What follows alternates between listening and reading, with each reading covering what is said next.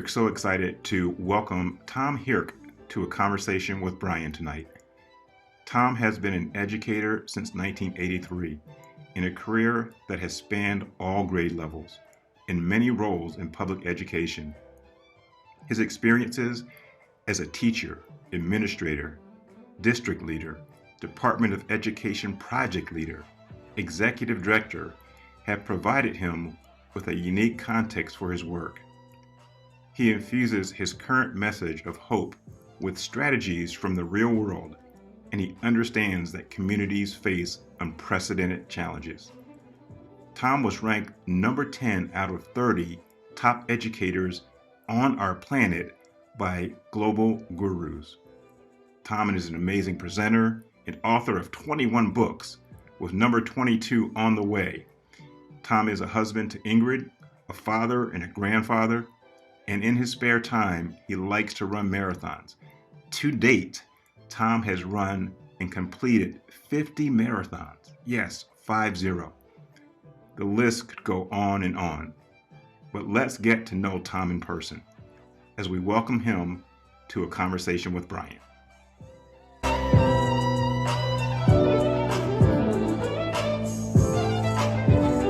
Wow, Brian, what a great intro. I think it could be summarized in one sentence. Tom is old and can't seem to hold the job. Pretty much what I digested from that. You know, when I was putting that together, and I had to, it took me about an hour and a half because I had so much material for you. I had to condense it. And I'm like, man, what am I going to say? But I'm going to just have him talk about himself. So, again, welcome to a conversation with Brian. Tom, it's quite an honor. And, one of the things that we do when we start my shows is I ask my guests to tell about their personal story, the professional journey. So my audience, my Facebook friends and my YouTube friends can get to know you if they already don't. And so, who is Tom Hierck? Yeah, it's an interesting question, right? And I think people look at and your intro provided some of that, and they start to make some sense of who this guy is. Yeah. And as with often the case, the backstory is not nearly as glamorous. I grew up a child of poverty, a child of abuse, a child of neglect. Family of 8 children that were all abused by their father. I've lost half of my siblings to decisions they made to try and escape some of what they went through, drugs and alcohol and overeating and disconnection. So I know that everything I am today is because of educators who looked past that moment where I was being an absolute royal pain in the butt, who saw potential. Right. If you go back over my report cards, oh boy, nothing glamorous there. Yeah. My high school English teacher who took me aside and said, good thing you like science, because you know what, writing is not going to be in your future. Really? And I think about, the books and 27 books later, right? Right. And so listen, I've been so very fortunate. I've been so very blessed in this life to have had people who took me aside, who pointed out some things to me, who cautioned me, who counseled me. I met this amazing woman when I was in my second year of university, who has just shepherded me through all kinds of things. We've had these 3 great kids together and 6 grandbabies. I know I can't go back. I can't undo what has been done. Right. I can only do what isn't yet done. And so I live my life going forward. Right? The opportunity to influence, to impact. If I had to repay all the kindnesses I've received, I'd have to live to be 183. That's what I focus on, not that negative stuff that I can't change. Sure. And I don't mean to suggest that it's easy. It isn't. I still fight my demons on a regular basis. Yeah. Right? I'm frail like anybody else, but I've been given these opportunities to do and to learn. You talk about the books. I got to tell you, I ran out of my own smarts about halfway through the first book, right? 20 books later, it's because I get to work with brilliant people and share and learn from them and frame what they have taught me in a way that seems tangible. People have come up to me and they've read my books and they've said, you know what, I hope you don't take this the wrong way, but there was nothing new in that book. And I'll say, thank you very much. Yeah. I don't think it's about revelations. It's about reminders. Yeah. It's about the connections. These aren't original themes. These are things that we know as educators move kids forward. My guiding mantra has been simple throughout my entire educational career. Every student is a success story waiting to be told. I love that. I believe in every kid. I believe every kid that goes to school today, anywhere, has the potential, has gifts, has talents, can make a valuable, viable contribution in the adult world. Yeah. And I've seen that every time. It's what I love the most. Look, I got to tell you, I'm an old man, 61 years old. Travel is not great. You are still young. You're running 50 marathons. You're still young. You're young at heart and young physically. So Yeah, no, it's, when I get into those schools and I hear the kids' stories, oh my goodness. Yeah. Right. And I see the sparkle in their eyes. Before we went on, you and I were talking a little bit about my recent trip up north. And there I am sitting with a kid in grade 2, and he's telling me about how to trap a rabbit.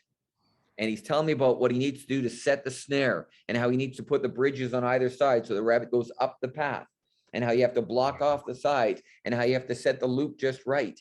And then when he caught the rabbit, telling me about what the fur can be used for to make gloves, and what parts of it.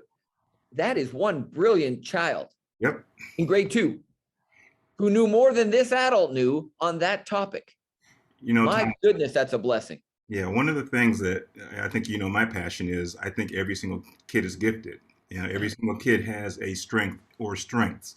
Yep. And I think what we have done is we have magnified certain kids' strengths, and certain kids' strengths or background knowledge, we kind of push it to the side.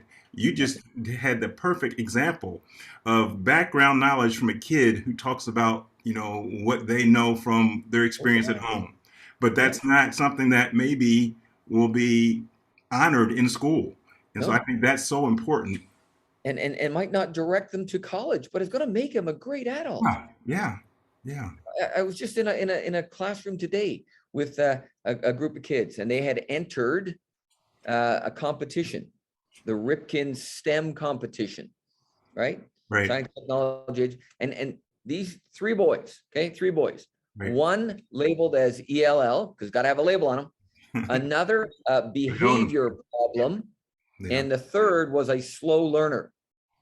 These 3 boys created a game. They entered the competition, finished 3rd in the country. Wow. What do you think we ought to be promoting? The label? Yeah. Or that awesome ability that they created a game that got them this recognition? Yeah. It's amazing what we shoot ourselves in the foot. I mean, we do this time and time again when we don't see the kid, and we put this label on them, and we teach to that label, or we believe that label. And I always say, if you start to put a label on a kid and you start to teach to that label, it's not about the kid. You're labeling yourself. Exactly. You're labeling yourself. Right? And so, and I say this to colleagues: whenever you get together, next time you get together with your faculty, look around the room. If you're not blown away by the adult talent that shows up to work every day in service of kids, maybe you should go home that night, look in the mirror, and wonder if you're the problem. Yeah, exactly. Because boy, we got great adults that go to work every day as educators that chose that role, or had that role choose them to be a difference maker. Yeah. Right. Hey, you talked a little bit about your childhood, and I know that that idea of building relationships is huge for all of us, and people who have helped you along the way. And I'm sure you're aware of the ACEs study, the Adverse Childhood Experiences study, and when we talk about abuse, neglect, and household challenges that are involved in that study. Can you, and we're going to talk a little bit about your book, but when we start to talk about those adverse childhood experiences that kids come to school having experienced, how do we help teachers not lower the bar?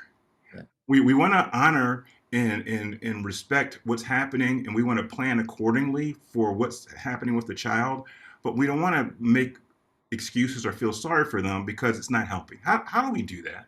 Yeah, no, for sure. You mentioned the adverse childhood experiences. And again, as an individual, I probably could check off most of the boxes, right? I can also say this: listen, despite teachers' best efforts and best intentions, I never felt comfortable enough to talk to a teacher about what was going on. Wow. Right? I never disclosed. In fact, it's taken me a long time as an adult, and I still struggle with it on some levels. I do it now because I've come to recognize the power in connecting that for individuals. Yeah. It's never easy though. I can guarantee you this. I'm going to need some quiet time after our time together because it does cause stuff to come up again. Yeah. But I recognize that it's important to share that. Right. And so despite teachers' best efforts, I didn't. So what we've got to be doing is first of all, being consistent. So if any of the listeners this afternoon, if you're the good morning person, you should keep doing that because it reveals who you are. Right. Do not do it to get something. Yeah. Because the kids who have gone through the most also have the best BS detectors going. They know. Yeah. Right. You put that fake grin on and they know it because it's hurting your face. And after 2 weeks, you're going to give up because you didn't get something. Yeah. Kids who have gone through a lot have seen a lot of adults who are kind as a manipulation. They're kind because they want to get something, not because they want to give something. Yeah. And so again, we have to be consistent. Look, if you're the good morning person, please keep doing that. Sure. But not because you get a reward every day. If you're not the good morning person, what is it about you? Are you the person that knows every kid's name? Right. Are you the person whose classroom is open and the kids know that's always a safe space? They can come into your room. They don't have to talk to anybody. It's just a safe space. Yeah. Are you the person who just says, hey, when you go by anybody in the hallway, regardless of, right? So be true to yourself. Second, there was a study done by the University College of London a number of years back. And they talked about how long it takes to establish a new behavior. And the range was 18 to 254 days. Wow. Brian, we got 254-day kid in just about every school I've ever worked in. Yep. That's more than a school year. Yeah. That kid's not going to light up the first time you say good morning. It's going to take time. Yeah. And the only way we get through with that kid is by us being a team. Yeah. Because that kid will wear down one adult. They won't wear down the team. The team is going to keep going at it because that kid is part of us, part of our family. Yeah. And right? What you just said is so important because I think, we as educators traditionally have, thought that it's all on us individually, and that we have to live out these, former movies of these teachers who were the superhero teachers that changed around, the kids that they were working with. But we never know or hear about the end of the story of those movies, right? No, exactly. Right. So, that study, I mean, the average, the sweet spot in that study was 66 days. Wow. How rarely is it that we give a kid 66 days to develop some new habits? Usually we go 1, 2, 3 strikes, you're out. Right. So we've got to be thinking about what is it that we are facing here? What do we know? And by the way, schools have tons of evidence on every kid in their environment. Yeah. Now the question is, what do you do with that evidence? Right. Are you using it to make plans, or are you using it to make excuses? Yep. Are you using it for an invitation for additional support, or are you using it for a sentence that will become permanent? Oh, Brian, tier 3, red zone kid. Yeah. Now listen, he's a grade 3 and we already know this. Let's make sure that what we do is we warn the grade 4 teacher. You want to talk about the label? Yeah, pretty quickly, Brian's going to get there and say, yeah, I'm bad. Yeah. I'm bad. You want to see bad? I'll show you bad. Yeah. Yeah. Right? It's one of those things where, as you said before, we have wonderful people in our profession, people who care deeply about children. But we hold on to some of the things that were done to us. And, once, when we know better, we should do better. Right. And so, when we know better and we still continue to do it, sometimes I wonder, is it time for you to kind of move out of this profession? Because you might be a good person, but if you're not willing to change on behalf of kids, then you're hurting kids. And that really burns me up. Again, we have a lot of great people, and I've seen a lot of teachers change their practices and change their mind, their thinking. But on the other hand, just as you were saying, you were talking about that study, and it takes, the average was 60 some days. Do most teachers know that information, or do they say, "Oh, I've tried for a week, and then I'm giving up on this kid," and I'd say it's the kid's fault? And again, as I said earlier, right, you can't do this alone. No. Right? Here's what we know for sure. A strong, committed team overcomes challenges that a loose affiliation of individual talent never can. Yeah. That doesn't mean that we're bad people. Yeah. In fact, as you and I both agreed, we've got outstanding individuals. Yeah. I believe individually teachers could solve any problem we throw at them, but then we get a whole bunch of individual responses. Right. Right. A Right. lot of your listeners are sports fans, right? You watch, you got a team you cheer for. They got the best athlete here or there. Playoffs roll around, they get bounced. Why does that happen? Because they come up against a group that believes in each other first, that is willing to sacrifice a little bit of me for the greater we. Exactly. They become unstoppable. Yeah. Unstoppable. Right. I've been fortunate to coach teams that have been unranked, and we won the provincial title. Right? Yeah. Because nobody could get away from our why. Those guys believed in each other. Yeah. Yeah. And that made the cause easier to believe. And look, we just saw it in the March Madness, right? Oh, of course. Yeah. I mean, I think if somebody wants to understand how to work as a team, go see a sports practice, talk to coaches, sports coaches, because it really is the perfect way to have people understand. I have to, like you said, give of myself. I have to maybe take a back seat. I don't need to score all the points. I actually might need to do some of the dirty work to be a defensive player or rebounder in basketball, or if I'm playing hockey, or whatever sport. Everybody knows the Michael Jordan story, right? Could win a scoring title every year if he wanted to. Yeah. Gave up, scoring 10 points a game to the team, right? Yeah. Needed a strong defender. Enter Scottie Pippen. Needed a crazy rebounder. Phenomenal rebounder. Enter Dennis Rodman. Need someone else to take a little bit of heat off the shot making. Enter Steve Kerr. And all of a sudden we're winning championships. And by the way, his legacy wasn't destroyed. Exactly. Right? Yeah. Now counter that with the NFL. Who's been the most valuable player the last couple of years? Right? Aaron Rodgers. Yeah. How many Super Bowls Packers won the last couple of years? I know we got some Packers fans out there. It's all about, come after me now, but it really is about the team. It's about making sure that we, are able to rely on the person next to me to say, I trust you, and I trust you to not make fun of me or not and not belittle me because I am not as strong in an area. Just like teachers, we have to be transparent. We have to have the courage to say, I don't know how to teach this very effectively. Can you help me? Everyone has some unique talent that no one else on the team possesses. Yeah. That's why we're a team. Yep. Now, here's what happens. During difficult times, members of a team, they actually turn to each other. They look each other in the eye and they say, we got this. Brian, I need you to bring your best because you got some stuff that I don't got. Yep. Right? And during the hardest times, talented individuals, they turn away from each other, and not with anger, but because they believe it's their job to solve it for the team rather than with the team. They do it with the biggest hearts and the biggest intentions. They think they're talented enough to solve it for the team. Yeah. And it doesn't work. And that has to do with a piece of trust. I still don't trust that you're strong enough in this area, and I'm going to try to take it on myself.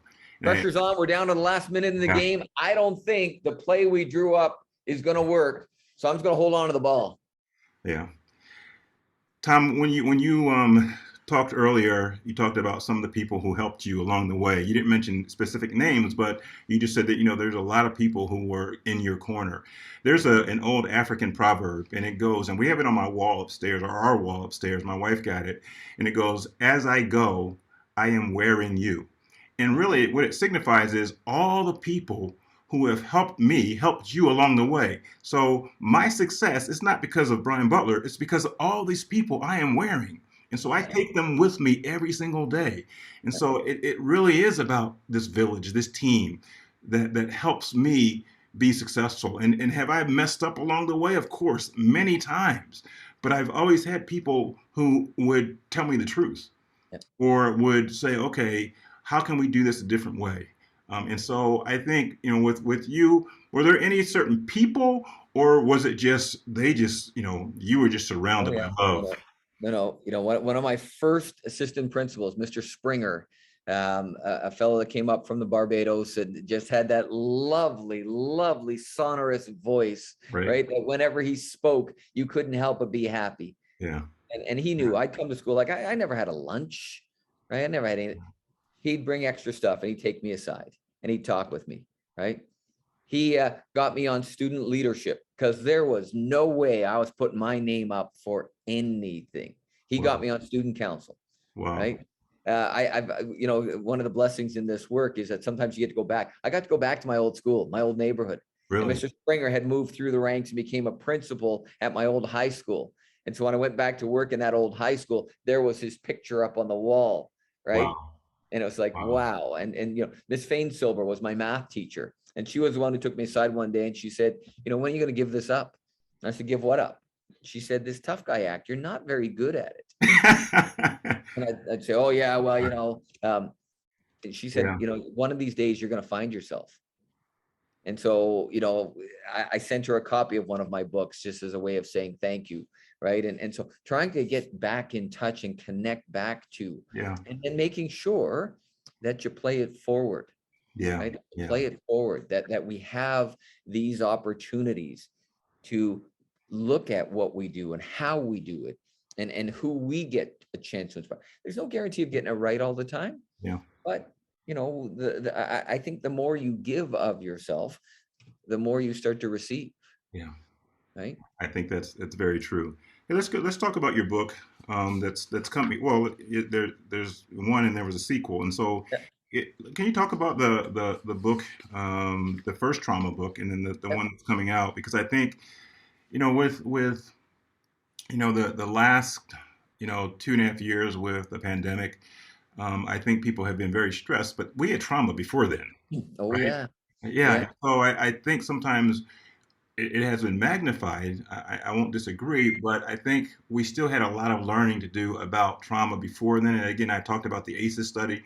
Not many educators know about the ACEs study. No, no, And so no. we have kids coming into our schools with different levels of trauma, and we're not prepared for it. And so talk to us about, because you really are good at this. Yeah. No, so the interesting part, and trauma sensitive instruction is the first book, and we're waiting for trauma sensitive leadership. Yeah. Hit by the global paper shortage, so it's a little bit delayed in Right. getting out there. But the first thing I say to people is this: look, John Eller and I started writing this book long before the words pandemic rolled off our tongues so frequently. This book's not a response because, as you pointed out, trauma has been going on in schools long before the pandemic and will be in schools long after we are post-pandemic. Right. And so the awareness, here's what I think has happened during the pandemic. We've been exposed that we were lacking in some areas. Right. Hard for educators to accept. Yeah. Right. Because we would have rested on our laurels about we are academic factories. Guess what? During the time of pandemic and the remote learning, as much as there was a great big to-do made about all the things that were going to happen and how far behind kids were, they haven't suffered nearly as much academically as we thought they would have. Yeah. But we've been exposed that what we really need to do is a whole lot more social emotional learning, Right. a whole lot more about relationship building, Yeah. a whole lot more about trauma awareness and sensitivity. The ACEs study as a prime example, Right. that kids, the pandemic may have exacerbated some trauma they were going through already that they thought they had processed. Right. It's reinvigorated some of that. Yeah. But my goodness, we know. And we now need to be much more aggressive in addressing it. We can't turn a blind eye to. What does that look like? And so part of it is the awareness piece. Yeah. So one of the things, and again, there are great books written by clinical psychologists. There are great books written by brain researchers. Not meant to criticize any of those, but those are really tough for us as educators, and I'll speak for myself, to dive into, because I didn't have those areas of expertise. What Sure. we've tried to do is really write it for an educator to read it. And I don't mean that in a demeaning sense. I mean that in Sure. we're real busy, Sure. right? Yep. And so one of the key pieces that we talk about early is what happens when you go through trauma. Now, first of all, we need to understand what might be trauma inducing for you may not be so for me, or vice versa. Yeah. Right? So I could be very fearful of, and you could just laugh at that same experience. Right. That doesn't minimize it. Yeah. So in Canada, and I know in the United States, parts of the United States, for example, with our Indigenous peoples, residential schools were a way of life. Yeah. And there were horrific things that occurred in residential schools. But I also have some friends who have said to me, that was, a really good thing for me. I got to learn, that doesn't diminish the trauma Right. that some people felt. Right. So we got to understand, first of all, trauma is very personalized. Yeah. Secondly, that when the trauma or fear-inducing event occurs, the only thing that we really need to understand from the brain research is this: the amygdala kicks in and releases cortisol. Yeah. Cortisol in the body shuts down learning. The only thing people need to take away from this, it shuts down learning. 2 to 3 hours for the body to metabolize that cortisol. So if little Tom arrives to school first thing in the morning, having gone through some trauma prior to arriving to school, please don't take it personally when he doesn't turn around and give you a great big. Yeah. It's got nothing to do with you. It's got to do with what he's experienced. And it's going to take 2 to 3 hours to regulate. Do we have calming spaces in our schools, Right. in our classrooms, where kids can learn some of the strategies to be able to regulate? Here's what you can't do. I said, good morning. You don't want to greet me back? Why don't you just go to the office? Right? Look, don't throw gasoline on the fire. That's not going to put it out. Right? We got to understand and depersonalize it. And I know it's really hard, especially when people's big hearts are in the way. Yeah. And they really do mean to get that kid's day off to a great start. But when we rush to consequence, we don't calm anything down. Look, I've yet to meet a kid in 39 years as an educator who got better through consequence alone. Right. Just doesn't happen. Yeah. Consequence has to be paired with instruction if we're hoping for a breakthrough. Now, the model that I spend a lot of time working with people is this: when kids arrive to school, they're coming to our house. Only house over which we have control. Right. Let's stop gathering to lament about the other house they come from. Let's stop setting it up as an evil place, as terrible adults. Doesn't matter. You come to our house, you got all these surrogate mums and dads. Yeah. Here's what we guarantee in our house. You're going to be a reader and a writer and a mathematician and a self-regulator. You're going to discover your unique talents and gifts. You are going to grow and learn in this 13-year experience we call school, not 13 10-month experiences. Let's get away from grade 3 occurs in this 10-month. Right. There's stuff in grade 3 that some kids aren't ready for yet in grade 3. If it's important, they should be able to do it in grade 4 or grade 5. Sure. So this recognition that when you come to school, you're coming to our house. Let's stop gathering to confess other people's sins. Yeah. Let's just deal with the kids and how we move them forward. Recognizing, and even more so, my goodness, we've taken kids in as refugees from other countries, and those kids have witnessed things that would bring us as adults to our knees. Sure. We know we've got kids who are going through poverty, who are going through abuse, who are going through all kinds of different things. Look, I'm not here to tell you that I'm better than my siblings who are no longer with us today. Right. I had a different choice that I made than they made, not right or wrong. They believed they were making the right choice in getting heavily involved in drugs or alcohol or whatever. It didn't work out well for them. Right. So I'm not interested in saying, yeah, I'm the hero. I don't need that narrative. We got to let kids know that they've got all these great surrogate mums and dads who are going to be on the lookout for. And a lot of it's evident. Look, if little Brian's wearing the same clothes back to school Monday morning that he wore home Friday afternoon, Yeah. don't we know? Yeah.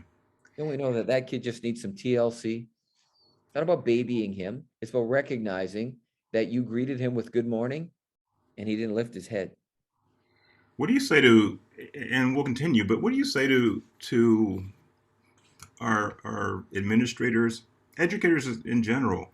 Because we talk about trauma as it relates to children, but the educators are and have experienced Yeah. wide ranges of trauma throughout their lives. They may have not dealt with it, and then the pandemic hits, and then they're feeling like there's more things that are happening. How do we deal with our own trauma? Yeah. Because we can't help a kid if we're dealing with we haven't dealt with our own thing. No, and that's equally important, right? And part of why we put the ACEs study in both the books is because we do think it's important that people go through that Yeah. and do find. But part of the reason why I'm finally at the point now where I can share a little bit about my story. My co-author John Eller equally had a very difficult, challenging upbringing. Right? We recognize that on some levels that gives license for our colleagues to talk about it. Sure. Every time I have shared my story, I've had people come up to me in tears, just talking about and fun and it's saying how much they appreciate being able to share with me their story, and that I don't give anybody license to do anything, right? Right. But in the telling of it, people Sure. feel comfortable. So those in leadership roles, you have to also be creating that kind of environment. Look, I think we've moved along significantly in our ability to discuss mental health, not as a weakness, Right. but as a concern that we need to address. Right. And I think we've got to continue with that. We've got to understand for our adults, the pandemic has been trauma inducing or re-energizing certain traumas they thought they've gone through. Yeah. That we have had people now experience. I lost my oldest brother early on in the pandemic as a result of. I didn't get a chance to have closure because he was on the other side of the country. To this day, we haven't had a chance to have a service, right? Yeah. And so we know, again, how that impacts our colleagues. We know we've lost people who are just saying, I just Right. can't do this anymore, right? I think one of the things that it's so admirable and courageous is you really sharing. I have talked about my mental health struggles early on. There's a book behind me by one of my friends. His name is Darrell Webster, and the book is called "I Thought I Was Going Crazy." And I, in my late 20s and early 30s, was going through therapy, because of just life happening and me not, thinking I was living up to those expectations. But then I still had to go into schools to help kids, and I don't think I was always my best version of myself. And I think but at least I was attempting to get some help. But what I do think now is that when men, because traditionally men have not, it's been kind of a stigma for everybody, but especially for men because you're supposed to be tough and you're supposed to just suck it up. But I think it's really been important for those of us who have gone through this and done something about it to share, because I think it does, like you said, open it up and allow for other people to say, I'm not the only one. I can go and deal with this, and I can talk about this. Yeah, and it's important, right? And just as you've just done, it's not better or worse. No, no, It's just a personal struggle, right? yeah, And I say that to yeah. people. Look, it doesn't mean that it's now easy street from here on Oh in. no, It no, isn't. There are still moments, yeah, right? There are still times when I know I'm not my best self, and I think I'm getting better at managing and recognizing and understanding. But I'm still a work in progress, oh right? yeah, I'm well, not fully formed yet. yeah, And so part of that journey is to understand that. yeah, Right? I equally am not interested in the sympathy. I don't need that. I don't need the admiration. It's just a story. It's mine. It's the one I'm most familiar with. And it still requires me to go to work yeah. and continue to work on me as an individual. It's not a one-off thing, just as you've described your Oh, struggles. it's constant, and I've Yeah, had, the pandemic for me, because I haven't worked as much, has been even more of a struggle. And again, but as you said, you realize that you're more aware, and I think as you become older, you talked about the amygdala, we use that prefrontal cortex, right, to make sure that we are making decisions that are more appropriate as we get older and as we learn. And I think that's something that teachers need to know about as well, is really that brain science, because I don't think we know much about.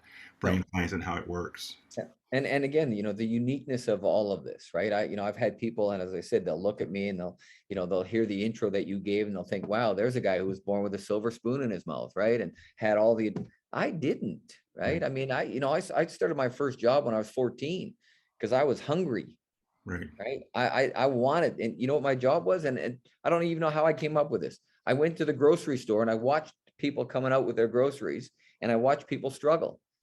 And I just went up to the first person. I said, excuse me, ma'am, can I help you carry your groceries to your car?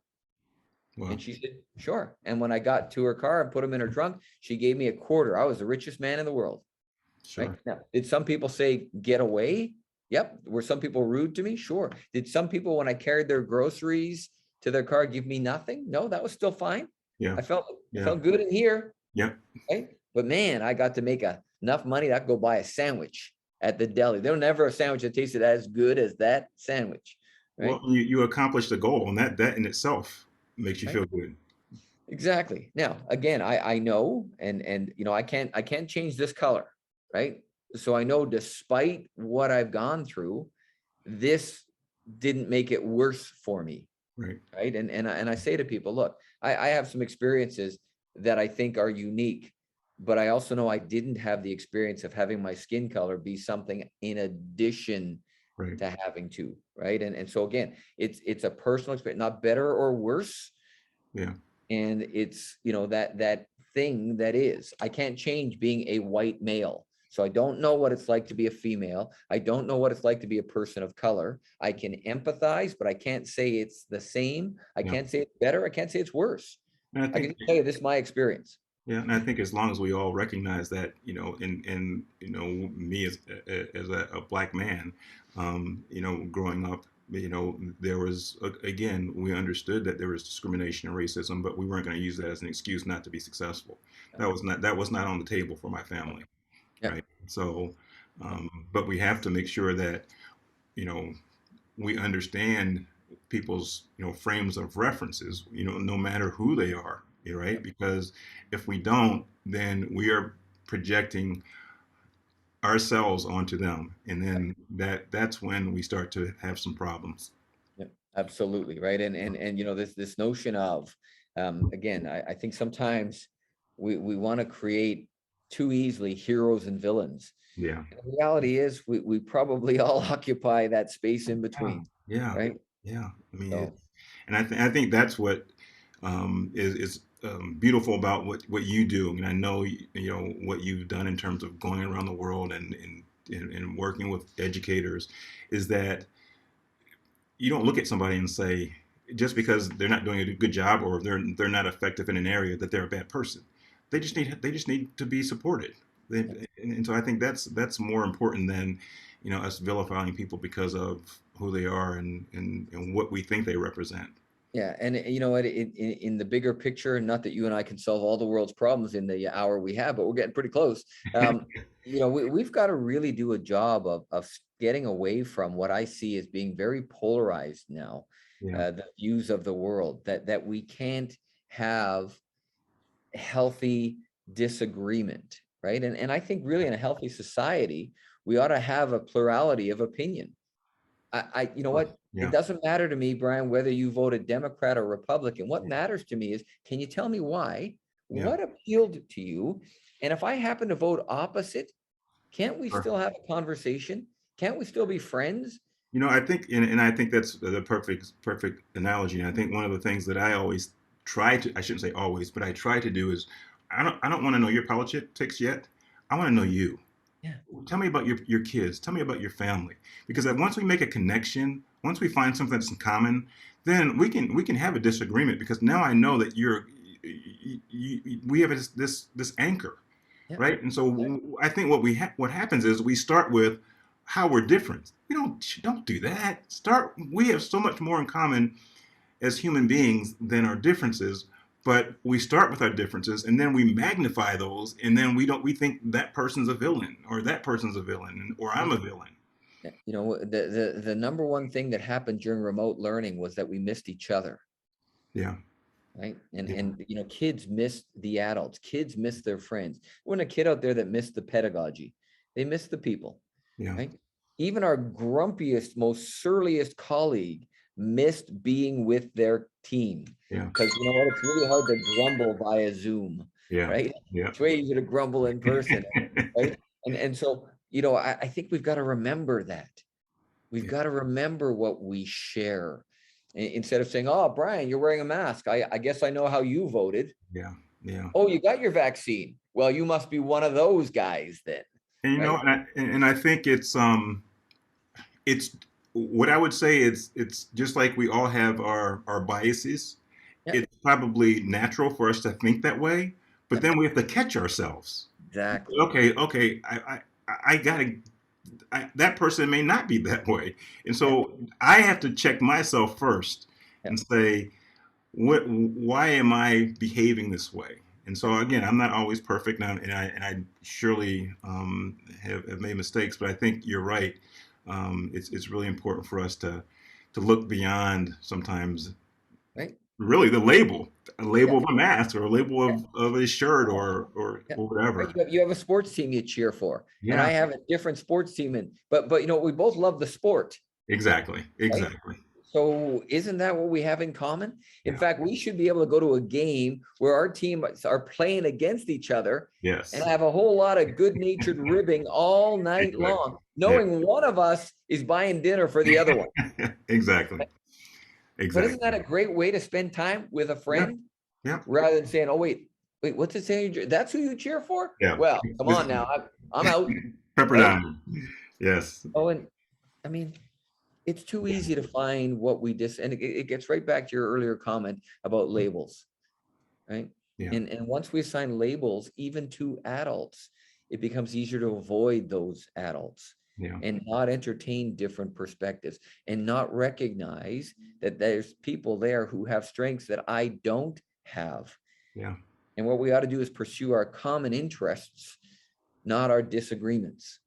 And I think in that way, we're going to be gifted their strengths or their experiences, Yeah. things that I would never experience if I close myself off to that person because I think they're different from me. I think it's, again, I'm not perfect, but I think I try to, as much as I can, look beyond that so we can make a connection. Well, Uh, again, it gets back to, that sports analogy, right? That on a team, we recognize the talents each person brings, right? yeah, On a faculty, it's not about, are those your best friends? right. It is about having a high regard for the gifts, the talents, the skills every one of our colleagues brings to the table. Yeah. If you happen to get a friendship out of the people you work with, that's a bonus. You Bonus. like the same team, you like the same music, Right, whatever. right. If the only connection you have is work, that's not a friendship. That's a longer work day, Yeah, right? And we yeah, don't need a longer work day. yeah. No more second and third shifts. No, So right? anyway, Yeah. well, Tom, our time is almost up. This has been, we need like 3 hours, friend. We need like 3 hours. I mean, it's been excellent. I really think my audience and the Facebook friends have hopefully enjoyed this immensely. I know I have. The Yeah. last question I like to ask, and I try to ask this of everybody, is if when you go into schools in districts and you see the stress, you see the challenges that are facing our teachers and our educators. One, what would you tell them? What do you tell them? And then second, what are you telling or what would you tell people who are prospective educators coming into the profession? Because we're facing kind of a loss of a number of teachers, and as well we don't have a great number in the pipeline as we did 10, Yeah. 15 years ago. Yeah, it's a real issue right now as I go around and work with schools where we're seeing, that there isn't substitute teachers available, that there are teacher vacancies in a lot of places.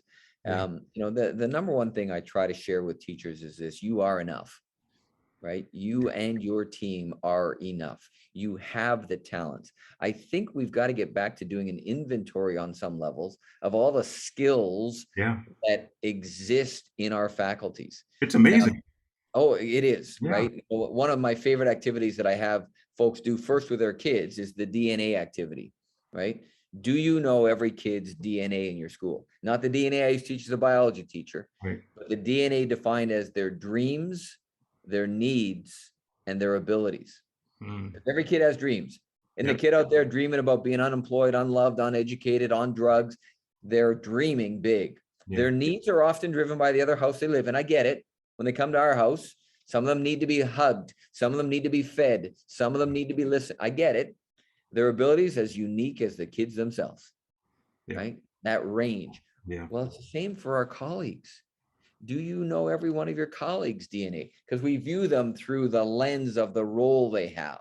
We Exactly. approach every kindergarten teacher with a new picture book. Look, it's got 9 pages. You're going to love the Yeah. artwork, as Yeah. if that's all they read. Yeah. We approach every special education teacher as if they're a product of special education. We don't think they can talk about deep topics. It's the label thing. It's the label thing. Yeah. So, this notion of you are enough, do you know every one of your colleagues' dreams, needs, and abilities? Because then when I know that Brian loves monster trucks, I got a kid in my class who loves monster trucks. I don't know thing one about him. Yeah. Pair him up with Brian. Yep. Right? I love that. For the new people coming in or the prospective people, Yeah. there is no better job on the face of this planet where you get to shape your community. You get to shape the future. Yeah. You don't like you get 13 years to turn this ship, to every day go in and influence and influence and influence and treat that 13-year experience. What do we want every kid, every young woman and man to be at the end of 13 years? What valuable, viable contributions do we, now let's go back and, Yeah. right? For me, it's very simple. Here's what I'm trying to live my life on. I want to be the kind of person my grandbabies think I am. Yeah. Right? That's what keeps me Yeah. going. Yeah. Because you know what? They don't have any other, right? Sure. I'm just Yeah. grandpa. I Yeah. want to be the person they think I am. Yeah. I love that. That's more than enough. Yeah. Well, Tom, thank you so much. You are influencing and influencing and influencing, and you are the kind of person that I think you are. And I do appreciate you coming on tonight. And good luck with all your travels. And when's the next marathon? Oh, that's it. Body willing. I keep saying I got to do another one. Once you get going, you just want to do another one. So Yeah. I'm looking at doing one in the late summer. Awesome. Awesome. Well, good luck and Godspeed. And thanks so much for coming on tonight. I do appreciate it. And we'll talk soon. All right. All right. Stay safe. Thank you, Tom. Bye-bye.